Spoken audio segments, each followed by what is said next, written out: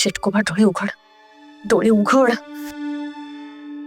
खूप महत्वाचं बोलायचंय मला तुझ्याशी. डोळे उघड चिटकोबा. अटक अटक सटक. काय झालं? काम झालं? प्रिन्सने जे काम हातात घेतलं होतं ते पूर्ण केलं? दिवा विसरा? नाही काय? म्हणजे प्रिन्सने माणसं पाठवलेच होते तो देवा विजवायला, पण तेवढा तो शिवा तिथे तडमडला. शिवा शिवा शिवा.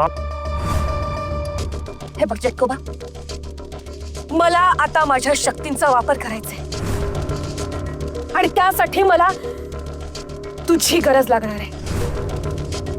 तुझ्या मदतीशिवाय माझ्या शक्ती अपूर्ण आहेत, त्यांना पूर्णत्व दे चिटकोबा. बोल, काय मदत हवी आहे? ती शक्ती अखंड तेवत राहणारी ज्योत घेऊन देवळात त्याला निघणार आहे. नाही, ती ज्योत देवळात जाता कामा नये.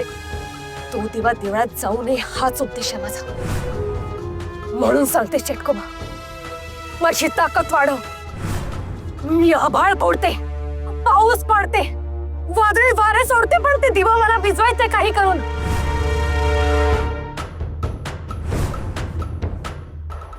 त्यासाठी तुलाही एक विधी करावा लागेल. तू मला कोणताही विधी करायला सांग, मी तयार आहे. आता या क्षणापासून तुला पाण्याच्या सानिध्यात राहावं लागेल. पाण्याच्या सानिध्यात? हो. हा विधी जर निर्विघ्न पार पडला तरच आपण शक्तीच्या कार्यात विघ्न राहू शकतो.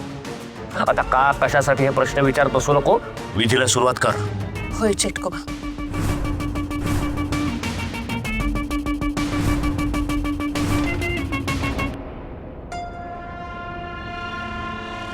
तू पण तोच विचार करते का जो आपण करतोय? हो. इतके दिवस तो पुजारी अण्णा शांत होता, मग आजच त्याला पैशांची आठवण कशी झाली? ती माणसं नक्की पुजारी अण्णानेच पाठवली असतील ना? की त्या राक्षसाने मायावी शक्तीने ते माणसं पाठवली असती. शिवा, त्यांना प्रिन्स काका आणि भद्रावती मॅडमने तर पाठवलं नसेल ना? प्रिन्स, निखर्गे आणि भद्रावती? हो, मला तर दाट संशय येतोय. या सगळ्यामध्ये त्यांचा काही हात असेल तर? पण ते लोक का असं करतील? म्हणजे त्यांचा काय फायदा होणार याच्यात?